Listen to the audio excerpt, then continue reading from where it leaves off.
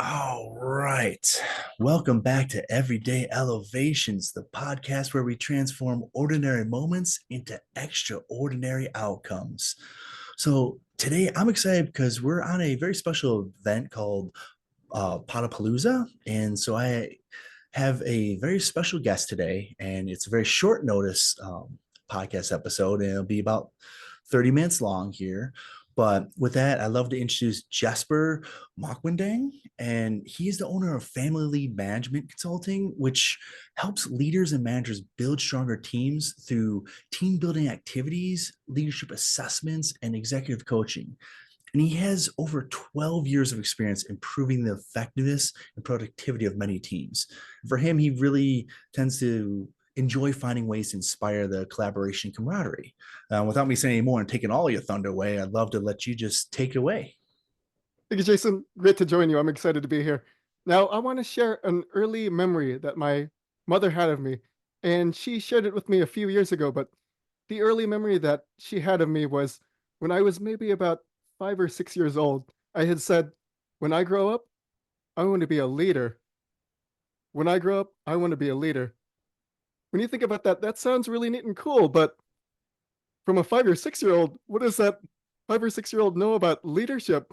Such an advanced topic for someone that age. I might as well said, "Mom, when I grow up, I'd like to study macroeconomics." But back to leadership. Uh, I realized that over time, though, different opportunities within leadership just fell into my lap. I just remember growing up and so many people just encouraging me to do community work, community service, volunteer, help nonprofits. And then when I went into college, I got involved in extracurricular activities like student government and new student orientation.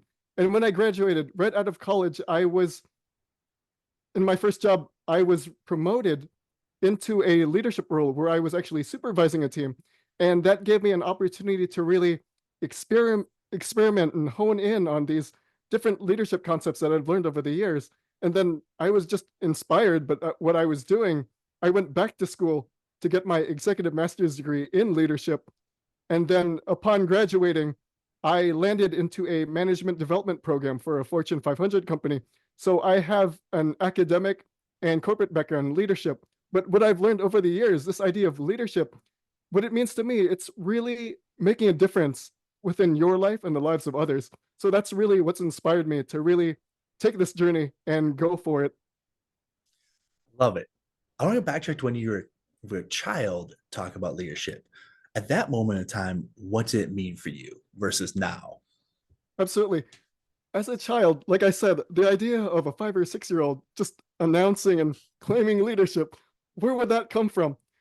As I think about it, maybe it was some of the TV shows or something I was watching or listening to, because I grew up during the Nickelodeon age, and you'd have these cartoons such as the Rugrats, and then you had these TV shows like Kenan and Kel, and I realized these main characters in these stories, they take the lead and take their followers or the supporting cast, they'll take them into just wild adventures, and you'll just see what they go through, and you'll see obstacles and challenges, and many times these main characters, they get into trouble, like for example Kenan and Kel, the trouble that they go through. But in the end, they learn these lessons that help them realize just important life lessons. And I think that's where leadership is as a superpower, just going through these obstacles and learning lessons from them is what I see as the great leadership superpower. Love it. Okay. So tell me about this. You are an expert in team building here, and you work Fortune 500 companies. I love that you have all this leadership experience. And the fact you wanted, it's still blowing my mind for a minute here. Just the fact that at 5 years old, you're like, hey, I want to be a leader, because you not a normal thing, which is amazing. So explains how your path went the way it did. And it's amazing that it still did, because, as a kid, you always say you want to be something. And most of the time that changes 1,000 times over. And clearly that was something that really meant something to you when you said it. But with that, I'm kind of curious in terms of your expertise in team building. What are some strategies you would recommend for a newer company? Let's say like a company like 5 years or less that maybe has 50, 60 employees. Absolutely. So when it comes to team building and setting up the right team culture, the first thing I'd like to share is really finding that purpose. Everyone's many people have seen the talk from Simon Sinek where start with why, and that is important. Finding that mission, finding that vision that can inspire other people to really make a difference with you. It's valuable, especially for small companies who are really trying to grow, because there are so many obstacles and just challenges in that growth process that you'll find just stumbling blocks left and right. And your team, there are moments that they may get discouraged because of these challenges that are just cropping up left and right.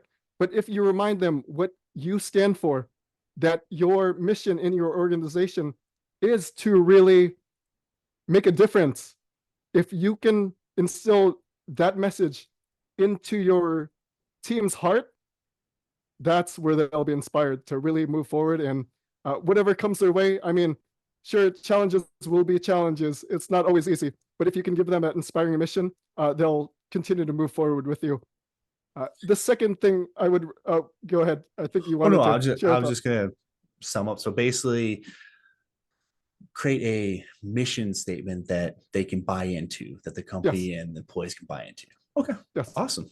absolutely. Because when you think about building a team culture, uh, culture in just in general, it's more than just pizza parties.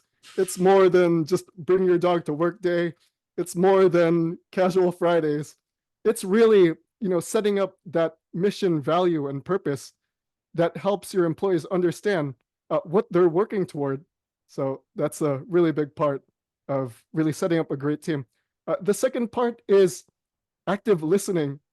We see so many leaders around the world that because of their title, they feel this special privilege that they can make all the decisions and stand atop the mountaintop and here's my decree, here's my uh, instructions, everyone should follow because I am the so-called leader. But in today's world, that's not really going to have an inspirational effect.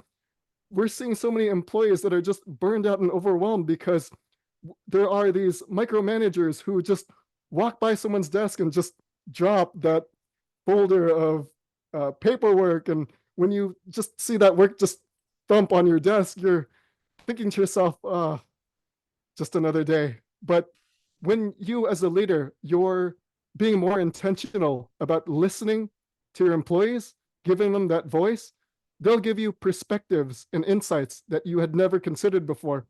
Because if you're closing off that channel of communication, they might not be open to sharing another good idea ever again.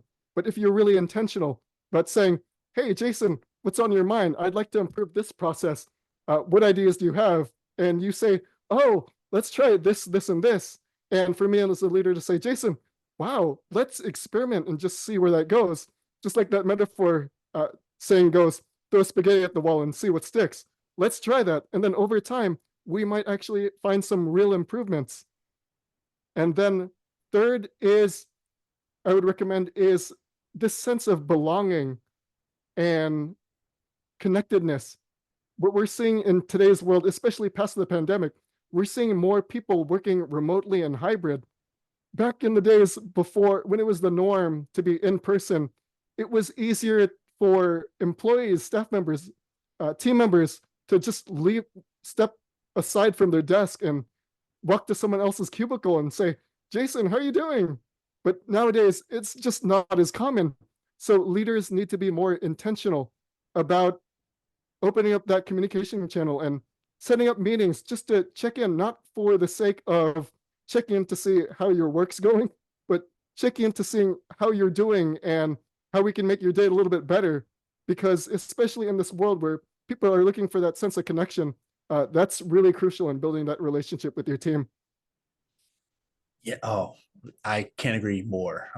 It's one of the things that, so fortunately, my current company, I work in the office, or unfortunately, depending on how you want to look at it, because it would be nice to work from home with a baby. But at the same time, I love the fact that I can check in with people and see how they're doing. One of the hardest things for me to navigate for my previous company was that digital, the Zoom life. Very hard to build a team dynamic when you're not seeing that person face to face and you're only catching up with them in these little one-off meetings throughout the week. And really, those are mostly work-related meetings too, is the thing. So, what wasn't happening is what you're talking about, where hey, it's just someone checking in. That happened like once a month. So, my supervisor was amazing, by the way. One of my favorite supervisors I ever had. But it's one of those things where I always wish, like, hey, we got to chat more, maybe go out for like a team lunch or something. Like those are little things that I feel like could help build that team dynamic a little bit better. And along that same vein, I kind of curious what your thoughts are on how to build um, camaraderie and team cohesion in today's, well, Zoom world, for lack of a better term. That's right. And you brought up some excellent points. When it comes to really building that camaraderie, when you have team meetings, try to find some ways to really get to know your team members instead of just having the agenda out and going through task A, task B, task C, adjourn, we're done. What you want to do is maybe at the beginning of the meeting, have maybe an icebreaker and ask a question to see, what's your favorite this, what's your favorite that, maybe favorite car, favorite ice cream flavor, just to really get to know your team members. And then at the end of the meeting, or as well as maybe before, have these check-ins to see, especially with a virtual team, how's everyone doing? Because I know a lot of meetings are based on checking on progress. How is your work coming along? But do a check-in to see how you feeling today and how you feeling about the day. That way, when you get that perspective, you know how to adjust your approach to making the day more effective for everyone else. So that's one way to do it. Another way is having team building activities, virtual, in person. Either way, there are many uh, programs that are available that you can put together even for yourself to really get team members to just engage more with each other. Okay, I love it. Thank you so much for those tips. Because I mean, just being in HR myself, I'm trying to find ways Yeah. to. It's easier for me because again, in office, but I always try to find new ways to help people build that team up. And newer companies, a lot more difficult. But in the Zoom world, whew, it was even so much harder. But yeah, there's a lot of. I know we played games back in my previous company. Some I forgot what the name of the games were, but they're like trivia games essentially, and that was a lot of fun. We got to give gift cards out at the end of that, and it just created a whole good feeling with everybody. So I love the fact that that's one of the tips you gave. I kind of want to touch on something else here that correlates with all this, but we talked about leadership. Yes. Um, what are some ways that you can find out if your leadership tactics are working? Like, how do you know you're being an effective leader? Excellent. That goes with self-awareness, especially when understanding your effectiveness. There are there are two ways you can do that. One is just getting feedback from others. It does take some humility, but it's absolutely important to make sure you have that effectiveness. You can go to a team member and say, Jason, just curious, based on how I did today, how did I handle that meeting? And then you can say, well, Jesper, you could have done this, this, and this better. That gives me a better perspective of how I can make that next meeting much better for you. Another way to develop that self-awareness is there are plenty of leadership assessments out there that give you a direct understanding of what drives your behavior. And then when you look at how those results are formatted, you can see this is how I react in this situation. This is how I react in this situation. This is how I can react in this situation. And based on that knowledge, you have a better understanding of when a new challenge or obstacle comes your way, you'll have a better understanding of how to approach that next time. So again, those two ways in understanding your leadership. One, I encourage leaders to really go out and talk to your people and say, based on a certain event, how could we approach that better? And then the other one for self-awareness is taking these assessments. That way you have this direct knowledge of how your leadership is being expressed to others. So excellent question. Okay. No, thank you for the answers. I'm kind of curious because what I found personally is, especially being HR, everyone thinks we're the boogeyman for some reason. Like I have way more fun hiring people than I do removing people. That's why I try and tell people, listen, there's a dirty side of the job, but there's also a bright, sunshiny part of the job, which is most of the job for me. Um, but I find that approaching people and trying to get authentic answers is sometimes difficult because they're not sure if they can give that answer, or they're just scared to talk to leadership in general because they don't want to voice their opinion. How would you navigate around that? Absolutely. So the reason that many employees tend to soften their feedback is because they feel that their job is at stake. And if they say something like, Jason, the building is on fire, you might say, oh, they might have that feeling that, okay, Jason might let me go because I just screamed at the top of my lungs and suddenly it's scaring people. What you want to do is create a sense of psychological safety. You want to set up the expectation that when employees share feedback, especially honest feedback, that you're not going to retaliate. You're going to create a safe space where they can share whatever ideas they have, both good and bad. Because when you set up that foundation of honest communication, that'll give your opportunities. That'll give opportunities to your employees to really open up and share what's on their mind. Because when you have that direct, clear perspective, you have a better understanding of ways in just improving processes at work.